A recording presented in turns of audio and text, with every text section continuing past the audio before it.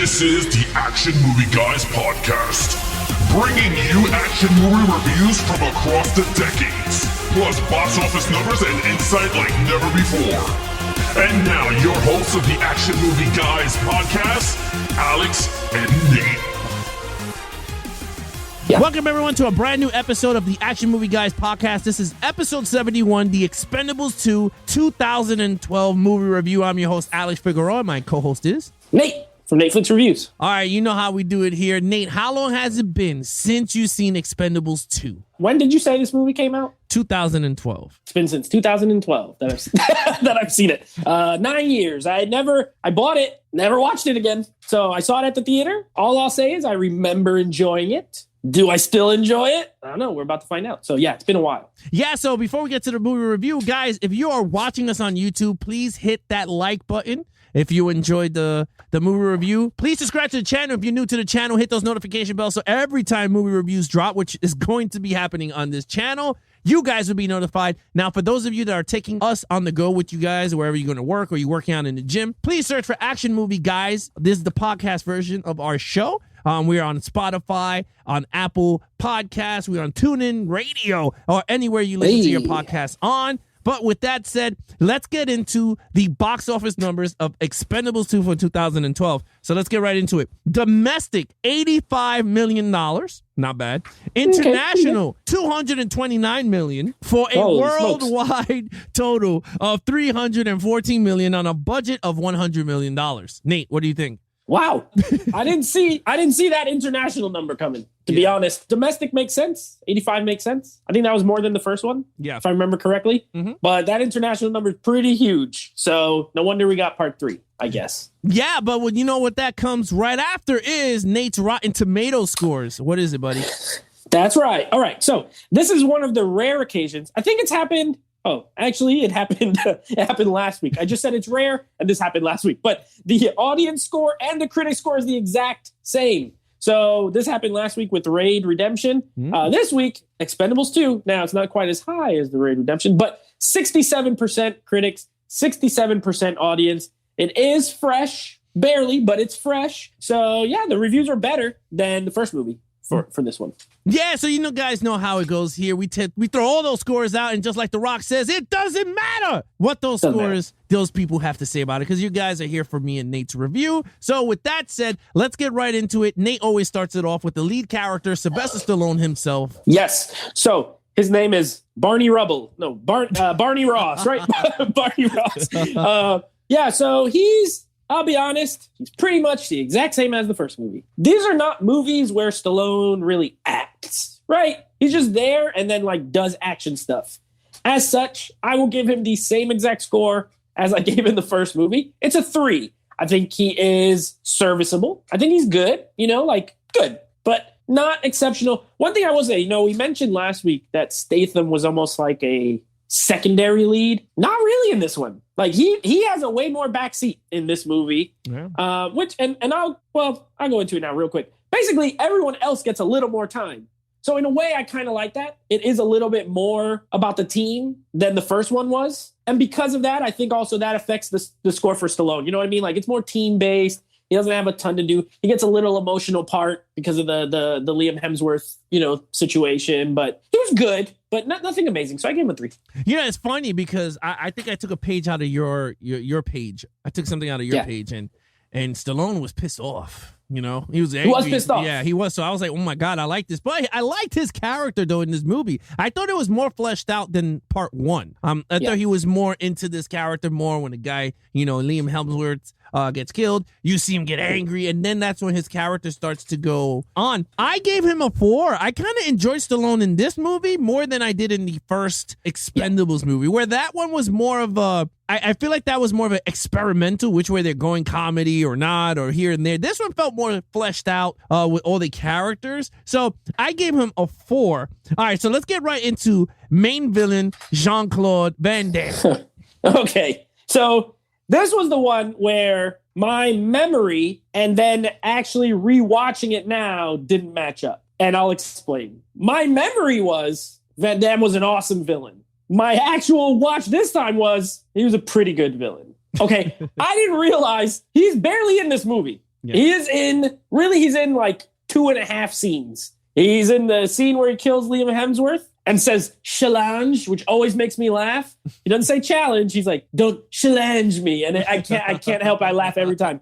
I think he did that on purpose. Like, I know he knows how to say the word challenge. He decided to say challenge. He's in that scene. And they show him a little bit later, like towards the end, like before the final fight. And then he's in the final fight. That's really it. He's only in a little bit of scenes. Now, that affects my score. I do think he's good in it. Don't get me wrong. I actually like that he's playing a villain in this. It was different. Yeah. He was absolutely jacked, by the way. He looked huge in this movie. Like, his arms were humongous. And I love that they let him do his kicks, like in the final fight with Stallone.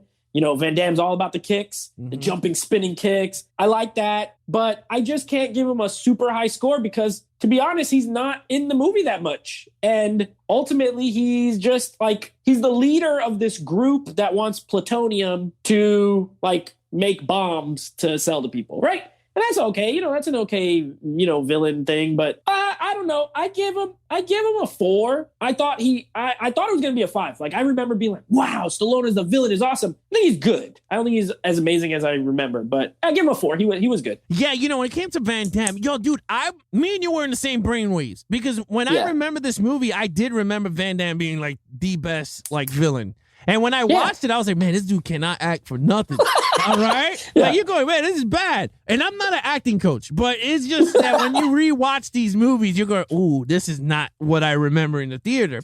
And the crazy thing about this movie was I saw this for the first time with my wife in Myrtle Beach. My mother-in-law, rest in peace, she was watching the kids, and me and my wife went for the first time to a lounging chair eating so that was our first time with Expendables 2. So this movie always special to me because this is the first time I ate watching a movie in a lounge chair. And I was like, this is awesome. You'll never forget your first dine-in theater. That's right. And I loved it. But anyway, and I remember he was badass.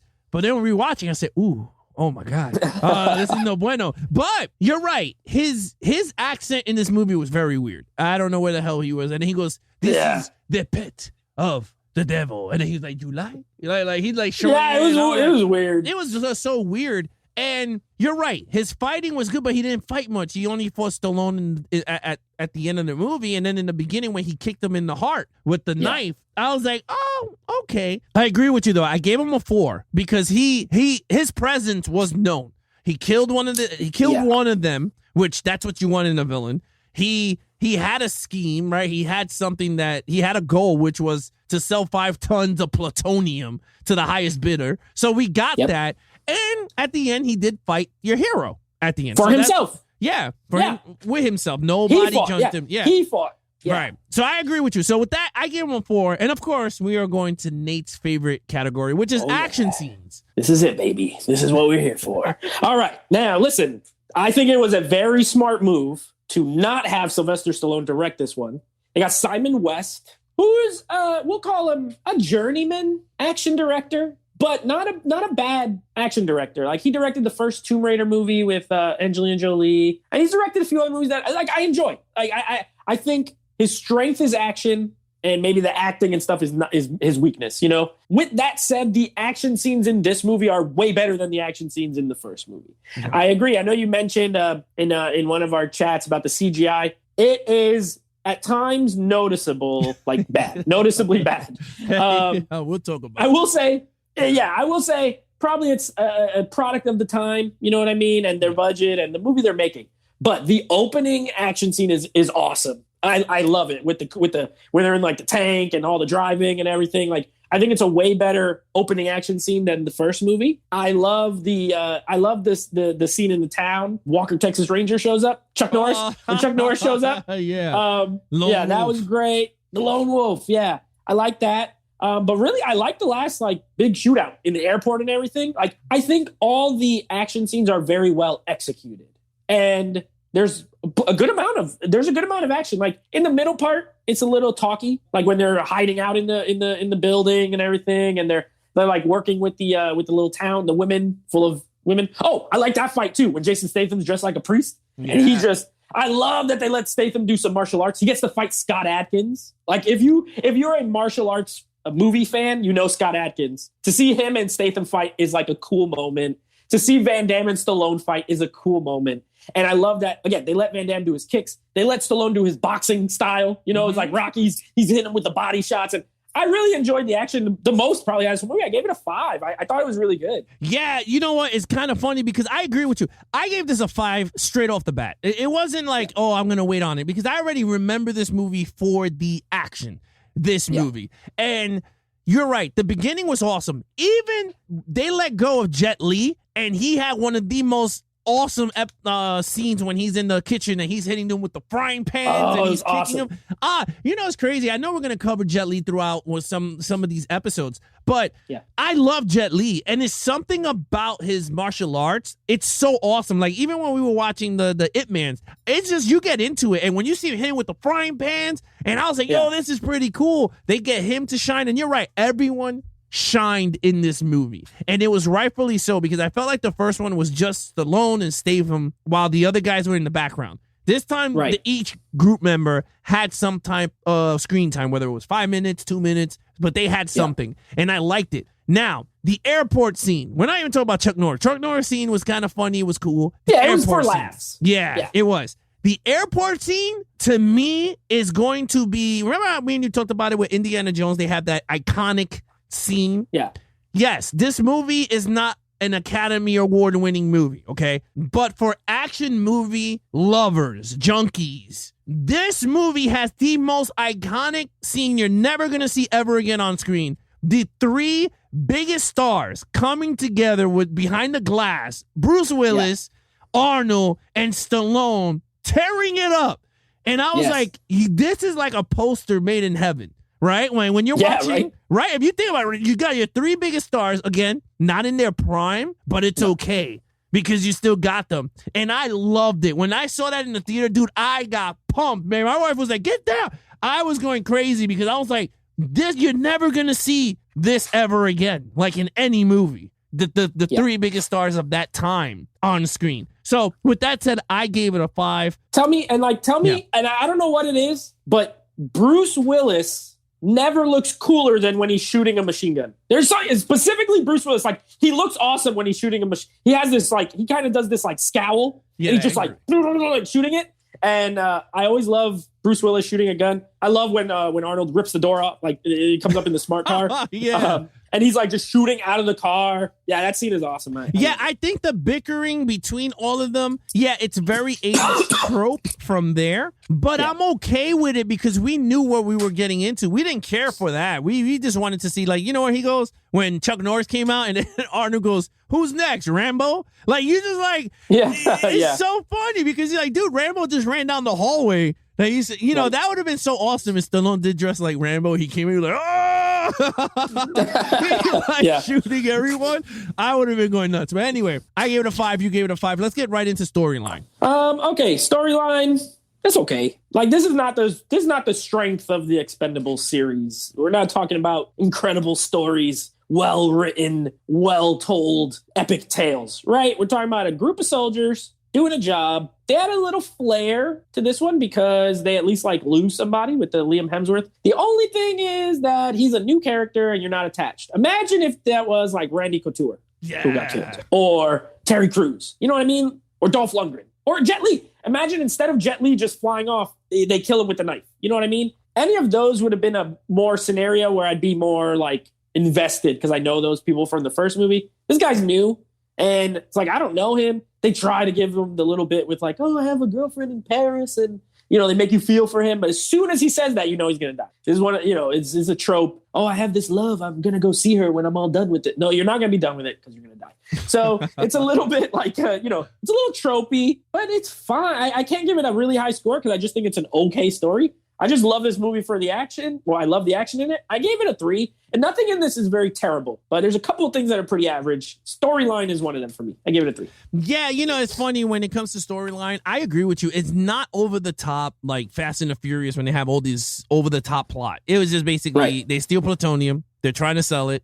The Expendables are there to get a device. They came, they took it. It's just a simple plot all over the place. So it wasn't crazy. So I agree with you. I gave it a 3 myself also because it was an okay storyline. It wasn't horrible like the first one. I thought the first one wasn't that good for me to sit down and and watch. Yeah. This one, I First felt one's like more boring. Yeah, it was more story driven. Where this one, I felt like they already knew what they got, and I was invested when they went to get the device, and then Van Damme came out, and he had him with the knife, and I was like, okay, and now I'm invested. Now you got me. Actually, you hooked me into the movie now. Right. So yeah, we both gave it a 3. All right, so let's get into the overall of the movie. All right. So overall, I'll be honest, the action carries this film for me. And as an action movie, it's very entertaining. You know, it's not a great story. It's a good enough story to keep you watching, but it's great action to keep you watching. You know, there's a mix of everything here. You get a lot of shooting, a lot of gunplay, which is not always my favorite. I think I've said this in the past. Gunplay is not my favorite, but it's well executed and it looks cool. But there's a lot of hand-to-hand, which I appreciate. Because like I said, you get Stallone versus Van Damme. That's a hand-to-hand fight. You get Scott Adkins versus Jason Statham, hand-to-hand fight. You get Jet Li against a bunch of guys, hand-to-hand fight. You got Statham against another bunch of guys, hand-to-hand. You get even Randy Couture gets to do some. He's a MMA fighter, and he finally gets to do some mixed martial arts stuff. So is it Terry Crews that picks up the guy and like swings him like a baseball bat into the tree? Yeah, that was awesome. So I love hand-to-hand, hard-hitting action mixed with guns. This has it. And then there's vehicle stuff, right? At the beginning, you got like helicopters and tanks and motorcycles, and it's got a little bit of everything. All that said, it carries the movie for me. I give it a 4. I like it. I still like Expendables 2 better than 1. And I thought it was good. I gave it a 4. You know, I agree with you on all your points. And honestly, it's crazy because when I look at the entire trilogy, and we're not ranking them right now because it's not the episode, but when I look at everything, 2 will always be that one. And I don't know why I gravitate to 2, but 2, I see why now. And it's because you got your favorite icons doing that one scene together in the airport. You got a good storyline. Now, regardless of Van Damme and his acting, we all know is not that good, but he was a good villain. And that's what you wanted. You didn't, like you said, you didn't want him to be part of the Expendables because then it becomes too crowded. And you know what? That we're going to be talking about that in the Expendables 3 because it gets very crowded in that movie. And we're going to break that down for you in the next episode. But in terms of this movie, I gave it a 4. I literally love this movie and I watched it again. Like and normally when we do our reviews, I watch it once and then that's it. I watched it twice when we watched this over the weekend, and then I rewatched it again because I was like, you know what? I had so much fun with this movie. I'm just going to throw it back on just for the hell of it. Even when Chuck Norris is telling his story and he was like, and he fought the snake. He does a Chuck Norris joke. Yeah. So I thought it was cute. Some of the jokes didn't land well, but some of them did, and it was fun. So with that said, 4 total points. Total for me comes out to 19 out of 25. So pretty good. You know, as a team up movie, this one is, like you said, we're not doing the rankings, but this is okay. I haven't watched 3 since the theater. This one's probably my favorite. I like it. It's got good action. Van Damme says challenge, which is hilarious. I can watch that like on a loop. Don't challenge me. Like, why did you? I just don't understand why he said it that way. Like, I know he knows how to say challenge. Like, and why did Simon West let him? Why did he let him just say challenge? I don't know. Whatever. It's hilarious. Like, I think I told in the group chat, like, I was cracking up at a lot of parts that like probably weren't supposed to be funny, but it's entertaining to me. When I can laugh like that, but it's not in an overly corny way, I have a good time. I had a good time. 19 out of 25. Yeah, I gave it a 20. I liked the movie. I thought it was a really good movie. Again, the weakest point is the storyline, but it's a traditional action movie storyline. Generic. I'm not saying it's super horrible. It's just a generic storyline, but the strengths are the action. Felt like everything else below it is just there for entertainment. It just have fun, eat popcorn, and you got yourself a great action movie. But yeah, Nate, you know what to do. Yeah, so that is the Expendables 2. Coming up in our next episode this week, we will have it's a first time watch for you. I think it's a first time watch for me. The Blue Thunder. We're going to be reviewing. No, first Blue time for Thunder. me. Okay, we're going to be reviewing Blue Thunder, another Patreon pick. Now, I might have announced last week, excuse me, that we were going to be doing To Live and Die in LA, but guess what? It's not available anywhere. So, excuse me, we couldn't find it. So we had our patron who picked it. Shout out to Robert. Pick a new movie, Blue Thunder. So we're going to be reviewing that. And then next week, we will wrap up the Expendables franchise with Expendables 3, starring Ronda Rousey. So we'll see how that goes, and we'll let you know what we thought of it. Yeah, look, with that said, if you want to follow us in our social media accounts, please follow Nate over on Instagram at NateFlix Reviews. Check out the podcast with him and his friends called NateFlix Movie Reviews. Anything anything action movie guys, please head over to Instagram at Action Movie Guys Podcast. We have a website. We're still working on it, so it's coming soon for that. But if you guys want to take us on the go, please search for Action Movie Guys on any of the platforms. Subscribe, give us some feedback. We'll appreciate it. And of course, if you guys are watching on YouTube, please subscribe to the channel if you're new to the channel. Hit the like button if you enjoy any of the reviews. And of course, there's a notification bell, so every time new videos drop, you guys will be notified. I'm your host, Alex Figueroa, and that is Nate from NateFlix Reviews. Be awesome to each other and geek out.